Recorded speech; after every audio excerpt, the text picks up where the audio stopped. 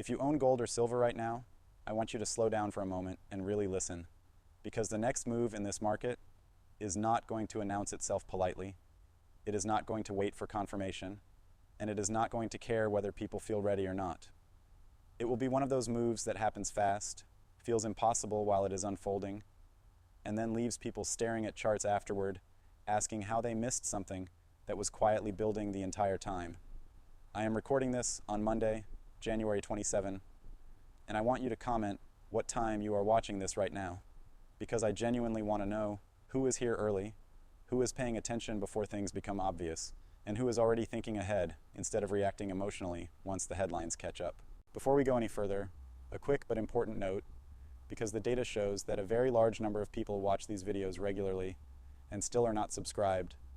And if you get value from breakdowns like this, that actually explain what is happening beneath the surface, rather than just reacting to headlines, hit subscribe. It helps the channel more than you think. Now let's get into the part most people are uncomfortable with, because the real trigger for what is coming is not a meme stock. It is not a celebrity investor quote, and it is not even the metals market itself. The real tripwire is the bond market, and if that wire snaps, silver can move in a way that makes today's price look like a printing error. Most people completely underestimate bonds. They hear the phrase bond market and immediately tune out. They think bonds are boring, bonds are for retirees, bonds are for institutions, bonds are for people arguing over decimals in quiet offices. That mindset is exactly why this matters so much, because bonds are not boring. Bonds are the plumbing of the entire financial system. Bonds are the floorboards under everything else. And when those floorboards start creaking, everything above them begins to shake, even if the stock market still looks calm and confident on the surface. You can have green candles in equities, while the foundation underneath the system is quietly weakening, and that disconnect is what catches people off guard. Here's the framework you need to understand. In previous major market collapses, the spark came from places that were huge, but still somewhat contained. The tech bubble wiped out massive amounts of paper wealth, but it did not immediately break the plumbing of the system. The housing crisis poisoned bank balance sheets and credit markets, and that was far more dangerous. But even then, policymakers could isolate the damage and respond. This time is different, because the stress is building in the one place governments and central banks absolutely cannot afford to let fail, and that place is sovereign debt. Government bonds are not just another asset class. They are collateral. They are what financial institutions use to prove they are stable. They are what funds park money in when they want to appear conservative and responsible. They are treated as the closest thing to risk-free the system has. So when the so-called risk-free asset starts wobbling, the entire concept of safety gets questioned. And when safety gets questioned, people do not calmly rebalance their portfolios like it is a spreadsheet exercise. They move all at once because confidence is emotional, not mathematical. This does not require a full bond market crash. A sharp drop in bond prices over a short period of time is more than enough to create chaos, because it forces leverage to unwind, it triggers margin calls, and it forces large institutions to sell whatever they can sell, not whatever they want to sell. That distinction is critical, because forced selling is how markets break. Here is the detail most people miss entirely. Bonds do not have to move very much to cause serious damage. When you are dealing with instruments that are used as collateral and held with leverage, a move that looks small on a chart can be catastrophic in the real world. A few rough days can tighten funding markets, and once funding tightens, liquidity disappears in places people never expected to be vulnerable. This is why people whisper about the repo market like it is some mysterious backroom mechanism, because short-term lending and collateral are the heartbeat of large financial institutions. When bond prices fall, collateral value falls. When collateral value falls, borrowers have to post more collateral or lenders pull back. When lenders pull back, stress begins to spread. At first, everything still looks fine. The headlines are calm. The stock market might even be up. But underneath, pressure is building. And then suddenly, it is not fine anymore. This is not just a domestic issue. Government bond stress travels across borders. Large foreign holders adjust exposure. Pension funds rebalance duration. Banks reshuffle balance sheets. And because the bond market is enormous and deeply interconnected, even small adjustments by massive players can create outsized moves. Here is something extremely important to remember. The first sign of a real bond problem is not a dramatic crash candle. It is a strange day where things stop behaving normally, an auction that feels weak, a sudden intraday spike in long-term yields, a gap that gets blamed on positioning or technicals. That is the market quietly telling you that confidence in paper promises is starting to crack.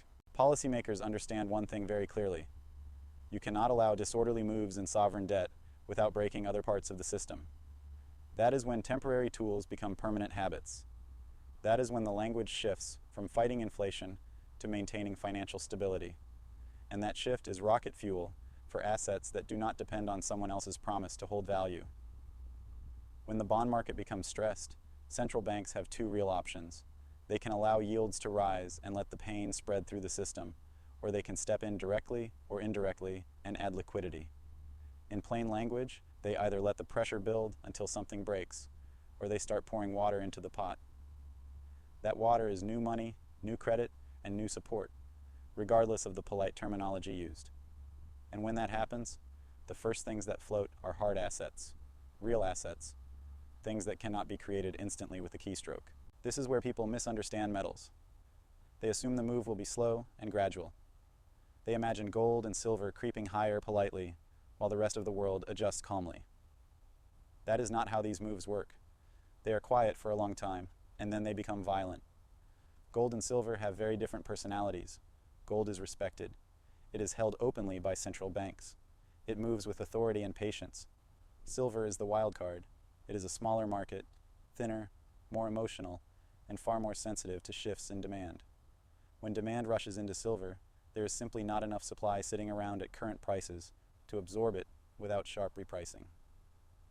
That is why silver can outperform gold when cycles turn, not because it is more important historically, but because it reacts faster and harder in the moment. You may have heard extreme claims about silver reaching numbers that sound unrealistic. Nobody can promise exact prices or dates, and anyone who claims they can should be questioned. But the math behind those conversations is not imaginary. It comes from how stretched the gold to silver relationship has been for a long time, and how little it takes to reprice a tight market. Historically, silver was money alongside gold. Over time, that relationship became distorted. The ratio stretched like a rubber band, and stretched relationships do not snap back gently. They overshoot, because markets are driven by human behavior and emotion. Gold has been steadily moving forward over the decades, breaking into new territory. Silver has spent years being ignored, mocked, and dismissed. But silver does not stay humiliated forever. When it moves, it does not move quietly. Right now, what matters is behavior. Silver has started to act differently. Dips keep getting bought. Relative strength is improving. The character of the market is changing. That does not mean a straight line upward, because silver never moves that way, but it does mean psychology is shifting. And psychology always shifts before price fully reflects it. Now bring this back to bonds again, because this is the core of the entire setup. When bond prices drop, yields rise. When yields rise quickly, financing costs rise. When financing costs rise, economic pressure builds. When economic pressure builds, politicians panic. When politicians panic, central banks get creative. That creativity is what metals owners are really betting on. You do not buy gold and silver because you want to win an argument about charts. You buy them because you do not trust the system to remain stable forever, and lately the system has been anything but stable. Now let's bring this back to something that actually matters to people watching, because when the bond market starts wobbling, the average person does not suddenly become interested in bonds. They do not rush out to buy government debt. They do the opposite. They instinctively run away from anything that feels abstract, fragile, or dependent on promises. At first, some people try stocks, because stocks still feel familiar. But if stocks begin to wobble at the same time, confidence evaporates quickly. Others try to sit in cash, but cash stops feeling safe when purchasing power keeps eroding right in front of them. Real estate sounds solid until financing costs spike, transactions freeze, and liquidity disappears. That process leaves people mentally cornered, and when people feel cornered, they look for something real. That is why gold and silver have played the same role for centuries. They are not perfect, they are not magical, but they are tangible, finite, and independent of someone else's balance sheet. When trust in the system weakens, trust migrates toward things that do not require permission to exist. Silver adds a layer to this story that most people underestimate, and that is its industrial role. Silver is not just a monetary metal that sits in vaults. It is embedded into the real economy. It is used in electronics, medical equipment, water purification systems, and increasingly in energy infrastructure. One of the most underestimated demand drivers is solar technology, where silver plays a critical role. When governments and corporations push electrification, renewable energy, and infrastructure upgrades, silver demand does not quietly step aside. It shows up aggressively. That means silver demand can rise at the same time investors are seeking protection. This dual demand is what makes silver uniquely volatile when conditions align. Now add the supply side of the equation, because this is where assumptions break down. Many people assume that if silver prices rise, supply will immediately increase. That is not how silver production works. A significant portion of global silver supply is produced as a byproduct of mining other metals like copper, lead, and zinc. That means silver production does not respond quickly to price increases. Even if silver prices surge, you do not suddenly get a flood of new silver hitting the market. Mining projects take years to develop. Permits, capital, and infrastructure all lag price signals. So when investment demand increases and industrial demand remains strong, the available supply can feel far tighter than people expect. This is how markets reprice violently, not because of hype, but because of imbalance. Now let's talk about psychology, because this is where most people fail even when they understand the fundamentals. When silver first starts moving, the dominant reaction is disbelief. People say it is a fake breakout. They say it is overbought. They say it will get slammed like it always does. And to be fair, silver does get slammed. That volatility is part of its nature. But the real risk is not volatility. The real risk is hesitation. Most people wait for the perfect dip. They wait for confirmation. They wait for safety. And markets do not reward waiting once the character has changed. The dip they are waiting for either never comes, or it comes briefly and violently, and they freeze. Markets move in phases, and understanding these phases is critical. In the first phase, nobody cares. Prices are low. Sentiment is negative. Only diehards are paying attention. In the second phase, the move begins. Prices rise, but people argue. Skepticism dominates. Volatility shakes people out. In the third phase, the move becomes obvious. Prices break key levels. Media starts paying attention. The crowd arrives late. In the fourth phase, excess takes over. Headlines turn euphoric. Volatility explodes. This is where tops eventually form. The most confusing and dangerous part is the transition between phase 2 and phase 3. That is where you often get a sharp pullback that convinces people the move is over, right before it accelerates again. That is how markets embarrass the maximum number of participants. This is why silver moves feel emotionally exhausting. It does not reward patience in the traditional sense. It rewards preparation. Now let's contrast silver with gold again, because gold plays a different role in the psychology of markets. Gold does not need excitement. It does not need social media attention. It does not need narratives to go viral. Gold responds to conditions. Gold acts as a mirror. It reflects trust in the system. When trust is high, gold gets ignored. When trust erodes, gold quietly asserts itself. It does not explode overnight. It grinds higher, absorbs volatility, and then surprises people by being far higher than they expected over time. If you look at previous major gold cycles, gold tends to make large percentage moves from deep lows to cycle highs. These moves are not straight lines. They include violent corrections and long consolidations. But when you zoom out, the arc is unmistakable. Now consider the current environment. Debt levels are higher than in previous cycles. Policy tools are more aggressive. Governments are more dependent on low rates. Central banks are more politically constrained. In that environment, the definition of normal changes. So ask yourself this question honestly. If gold behaves the way it historically has during periods of monetary stress, what does that imply for price levels in a world with far more debt and far more liquidity creation? That question makes people uncomfortable, not because the answer is impossible, but because it forces them to confront how much currency value has already been diluted. And if gold follows that path, silver's catch-up move becomes the spectacle. But we are not done, because there is another layer most people ignore until it is too late, and that layer is mining stocks. Mining equities are the awkward middle ground. People either love them or hate them. Many people avoid them entirely because of past disappointments, and those disappointments were justified. Poor capital discipline, dilution, cost overruns, and bad management decisions have burned investors repeatedly. But miners matter because they are leverage on leverage. When metal prices rise, revenues rise with them, while some costs remain fixed, at least temporarily. That operating leverage can create explosive upside when conditions align. The reason miners often lag early in metals bull markets is because people do not believe the move. They assume it will fade. They have been conditioned by years of disappointment. But when belief shifts, capital rotates quickly. It is important to be clear here. Not all miners are winners. Many are traps. Jurisdiction risk, execution risk, balance sheet risk, and cost inflation all matter. But when an entire sector has been psychologically abandoned, repricing can be violent once attention returns. Many mining companies have been forced to clean up their balance sheets over the past few years. Capital discipline has improved in parts of the sector.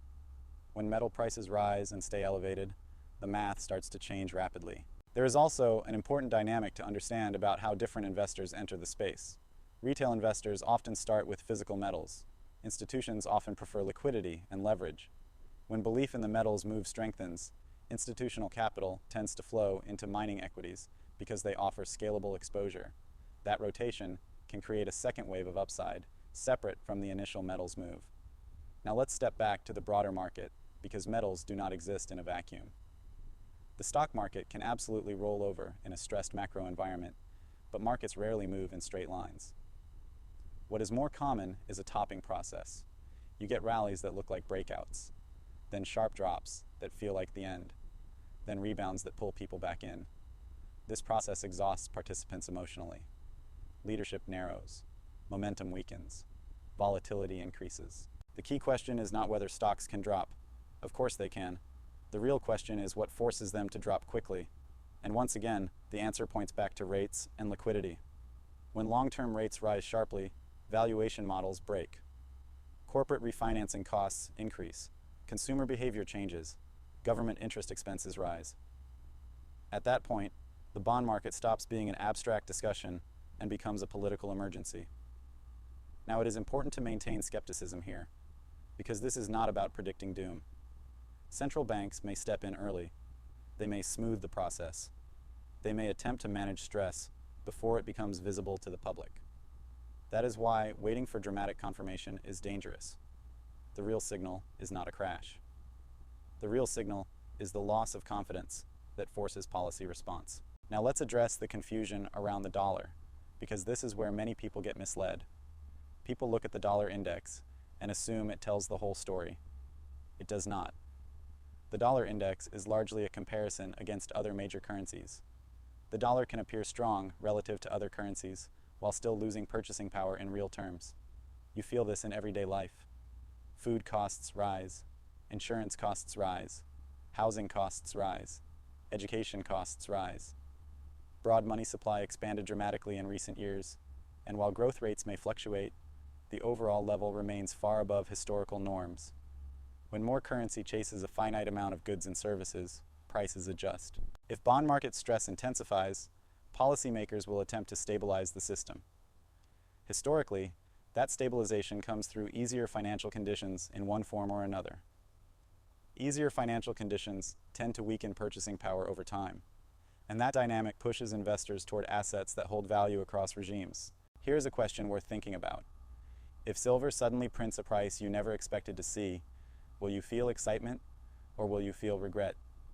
Now let's get even more specific about bonds, because this is where timing compresses.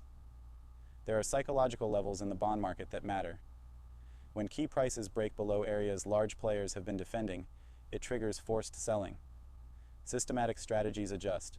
Risk parity models rebalance. Flows cascade. Once cascades begin, responses accelerate. Policy reactions speed up. And metals can gap higher in ways that do not allow easy entry. This is not limited to one country. Major economies across the world are dealing with heavy debt loads, aging demographics, and productivity challenges. The temptation is the same everywhere. Keep financing easy. Keep the system afloat. Delay hard decisions. That means currency debasement is not a local phenomenon. It is global. Hard assets become the common denominator. This is why central banks hold gold even while publicly dismissing its relevance. They understand the role it plays when confidence fractures. Now here is the uncomfortable truth. If silver experiences a true blow-off move, it will not feel safe. It will feel insane. Prices will swing violently. Every day will feel like it could be the top. Euphoria and panic will exist simultaneously. Most people will not capture the full move. They will sell too early, buy back higher, sell again, and repeat the cycle emotionally. The winning approach is not perfection. It is having a plan. That plan may include scaling out. It may include holding a core position. But it requires conviction built before the move, not during it. Now connect this back to bonds, because bonds are the pressure point where this reality becomes unavoidable. Government debt must be serviced. Interest payments must be made. When rates rise, the cost of servicing that debt increases. At a certain point, higher rates stop being a tool and start becoming a threat. This is where policymakers face impossible choices. Allow rates to remain high and risk economic contraction, financial instability, and political backlash, or intervene to suppress rates and accept currency debasement as the trade-off. History shows which choice is usually made. This is why bond market stress matters more than stock market volatility. Stocks can fall and recover. Entire sectors can rotate. But bond market instability threatens the foundation of government finance itself. When that instability becomes visible, reactions accelerate. Policymakers move faster. Messaging changes. Emergency tools appear. And liquidity flows increase, not decrease. This is where the concept of second acts becomes critical, because markets rarely move in one clean wave. The first act often catches people's attention. The second act catches them emotionally. In many cycles, the first act is driven by early adopters and informed participants. Prices move, but skepticism dominates. The second act begins when stress becomes visible to everyone, and policy responses become overt. Second acts are often larger than first acts, because they involve broader participation and stronger emotional drivers. Fear replaces indifference. Urgency replaces patience. This is especially true in metals markets. The initial move may be driven by hedging and positioning. The second move is driven by protection and fear of missing out. That combination is powerful. Now let's talk about how panic actually spreads, because panic is not rational and it does not move evenly. Panic moves through perception, not spreadsheets. At first, stress appears in isolated places. A strange bond auction, a sudden spike in yields, a quiet liquidity facility announcement that most people ignore. Then narratives begin to form. Analysts start using cautious language. Institutions start adjusting exposure quietly. The public notices later. By the time panic becomes obvious, positioning has already changed. This is why headlines are always late. They are written after the move, not before it. Markets move first. Explanations follow. Now think about how this affects metals specifically. When panic begins to spread, people do not carefully analyze supply and demand curves. They respond emotionally. They seek safety. They seek tangibility. They seek independence from institutions they no longer fully trust. Gold benefits first because it is familiar. It feels official. It feels serious. Silver benefits next because it feels accessible and explosive. It carries the narrative of upside potential alongside protection. This is why silver often lags initially and then accelerates violently. It is ignored until it is suddenly desired by everyone at once. Now consider what happens when retail demand collides with institutional demand in a market that is not prepared for it. Premiums rise. Availability tightens. Delays appear. These are not theoretical effects. They are practical signals that demand is overwhelming supply. At the same time, paper markets struggle to reflect physical realities instantly. This creates tension between futures pricing and real-world availability. That tension resolves through price adjustment. Now let's address another psychological trap, and that is the belief that you will recognize the top when it arrives. Most people believe they will sell at the right time. History suggests otherwise. Blow-off moves do not announce themselves clearly. They feel chaotic. Prices swing wildly. Confidence is replaced by anxiety. Every dip feels like the end. Every rally feels unsustainable. This environment causes people to make emotional decisions. The people who perform best are not the ones who predict the exact top. They are the ones who plan ahead and execute calmly while others are panicking. Now let's bring miners back into the discussion again, because they play a unique role during these phases. Mining stocks often underperform early because of skepticism and risk aversion. Then they begin to move as metal prices stabilize. When belief sets in, they can outperform dramatically. But miners also carry risks: political risk, operational risk, cost inflation. This is why selectivity matters. Strong balance sheets matter. Quality assets matter. Jurisdiction matters. In a real metals bull market, the strongest miners tend to separate themselves from the rest. Capital flows toward perceived quality. This creates dispersion within the sector. Now zoom out again to the broader system, because everything we have discussed ties back to confidence. Confidence in currency, confidence in policy, confidence in stability. When confidence is intact, people tolerate inefficiencies. When confidence cracks, those inefficiencies are questioned. Debt levels that seemed manageable suddenly feel dangerous. Policies that seemed reasonable suddenly feel desperate. This is why timing can compress rapidly once certain thresholds are crossed. Things that took years to build can unwind in weeks or months. Now let's talk about what to watch in real time, because preparation is not about prediction. It is about awareness. First, watch the long end of the yield curve. Pay attention to days when long-term yields spike and do not quickly reverse. Those are signals of stress. Second, watch credit spreads. When corporate borrowing costs rise even while stocks appear calm, something is breaking beneath the surface. Third, watch real-world metal availability. Premiums rising, delivery delays, and inventory tightness matter more than headlines. When these signals align, pressure is building, even if markets still appear orderly. Now let's address one final psychological trap before we move toward the conclusion, and that is the belief that you can wait until things are obvious. Obvious usually means expensive. Obvious usually means crowded. Obvious usually means risk has shifted, not disappeared. Being early feels uncomfortable. Being late feels reassuring. Markets reward the uncomfortable phase, not the comfortable one. This does not mean reckless action. It means thoughtful preparation. It means understanding the framework before emotions take over. The bond market is not just another chart. It is the fulcrum of the system.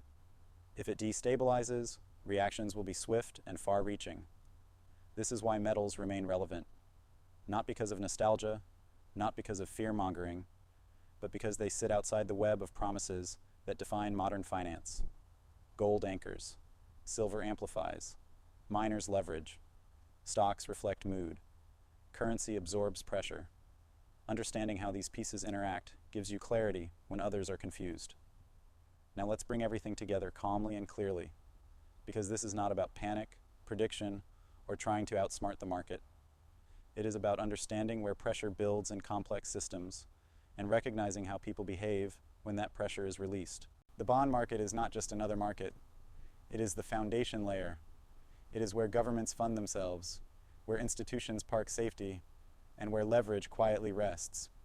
When that foundation becomes unstable, the effects ripple outward into everything else, even if those effects are delayed or disguised at first. This is why bond volatility matters more than most people realize. Stocks can fluctuate wildly without breaking the system. Entire sectors can rotate without forcing emergency responses. But disorderly moves in sovereign debt threaten the structure that holds everything together. When policymakers sense that threat, their priorities shift. Language changes, tools are deployed, liquidity increases. These actions are not theoretical, they are reactive, and they happen quickly when confidence starts to fracture. This is where hard assets come back into focus, not because they are trendy, but because they do not depend on anyone else's promise to function. They exist independently of policy decisions, balance sheets, and political incentives. Gold plays the role of the anchor. It absorbs stress quietly. It reflects trust, or the loss of it, without needing excitement or attention.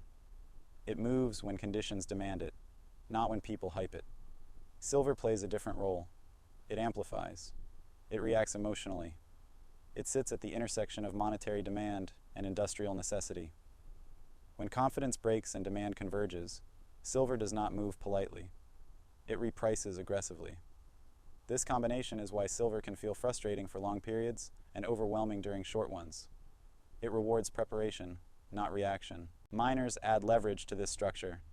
They introduce operational risk, but also potential acceleration. When belief shifts and capital rotates, miners can move far more than the metals themselves. That leverage works both ways, which is why selectivity and discipline matter. The stock market acts as a mood ring throughout all of this. It reflects optimism, denial, fear, and relief in cycles. It can rise even while foundations weaken, and it can fall sharply once reality asserts itself. Watching stocks alone without watching bonds is like judging a building by its paint instead of its supports. Currency absorbs the pressure over time. It stretches quietly. Purchasing power erodes gradually. This process rarely feels dramatic in the moment, but it compounds relentlessly. By the time it is obvious, it has already done most of its work. This is why waiting for headlines is dangerous. Headlines explain what already happened. Markets move before narratives catch up.